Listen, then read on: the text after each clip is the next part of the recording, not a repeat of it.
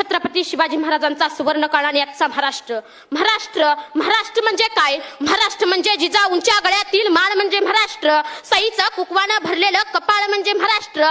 जगत गुरु तुकोबरायांच्या भजनातील टाळ म्हणजे महाराष्ट्र. कायम आठवणीतला आभाळ म्हणजे महाराष्ट्र. कर्तृत्वाच्या सरीनं हिरवागार झालेला रानमाळ म्हणजे महाराष्ट्र. आणि तुमचा आमचा प्राण म्हणजे महाराष्ट्र. आणि तुमचा आमचा प्राण म्हणजे महाराष्ट्र. खरं तर आज महाराष्ट्राची काय परिस्थिती आहे? सगळे टायरवाले केरळचे, बांधकामवाले यूपीचे, गवंडवाले बिहारचे, सुतारवाले राजस्थानचे, हॉटेल सगळी दक्षिणातांकडे. साहेब, ही पोरं इथं येऊन काम करतात, या महाराष्ट्रात येऊन काम करतात, याचं मला मुळीच वाईट वाटत नाही. पण आमच्या महाराष्ट्रातली पोरं कॉलेजच्या कट्ट्यावर बसायचं, पिचकाऱ्या मारायच्या, नाहीतर कुठल्या तरी भाईच्या मागं जाय की म्हणून फिरायचं. याच्या पलीकडे काय करतात का नाहीत? अहो, त्यांना सांगा, आपण या महाराष्ट्राच्या मातीमध्ये जन्माला आलोय. या महाराष्ट्राच्या मातीचा इतिहास कुठल्या ऐऱ्या घेरानं किंवा लुंग्या सुंग्यानं लिहिलेला नाही. या महाराष्ट्राच्या मातीचा इतिहास लिहिलाय शायरांच्या डाफांनी, घोड्याच्या टापांनी, ढगाच्या गडगडाटानं, डोंगराच्या हिरव्या पिवळ्या शालीनं, सह्याद्रीच्या नालीनं.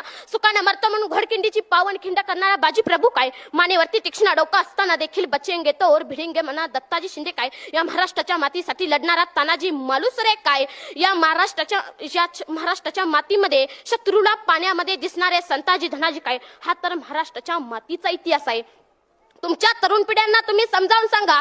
आपण असं नानाबरा आणि तुकोबरायांनी सगळ्या महाराष्ट्राला सांगितलं चालायचं कसं, बोलायचं कसं, वागायचं कसं. पण आजच्या जन्माला आलेल्या पोराला सांगावं लागतं की बाबा रे, या महाराष्ट्राच्या मातीसाठी या शिवरायांनी आपला प्राण अर्पण केलाय. आता तुला जीव द्यायची गरज नाही. या मावळ्यांनी या मातीसाठी आपला रक्ताचा अभिषेक घातलाय. तुला आता रक्त सांडायची गरज नाही.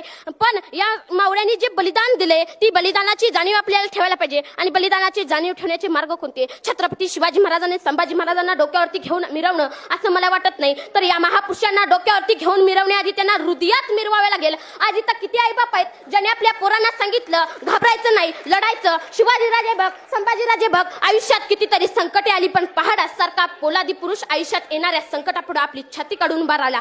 किती आईवडिलांनी आपल्या मुलांना संभाजी महाराजांचा इतिहास सांगितला.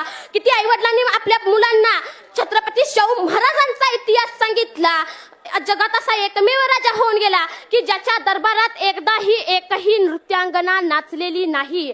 हा जगातला एकमेव राजा आहे. आमच्या छत्रपती शिवाजी महाराजांनी आम्हाला सांगितलं की प्रत्येक स्त्री ही माझ्या मराठ्यांच्या घरातली देवता आहे. आणि छत्रपती शिवाजी महाराजांच्या आऊसाहेबांनी म्हणजे आमच्या मासाहेब जिजाऊंनी आम्हाला सांगितलं की प्रत्येक स्त्री ही मराठ्यांच्या या स्वराज्यातल्या घरातल्या माझ्या मायमाऊली सारखी आहे. तिला माझ्या या स्वराज्यामध्ये आदराचं स्थान आहे. पण त्याच महाराष्ट्रातल्या मराठी मावळ्यांनी, त्या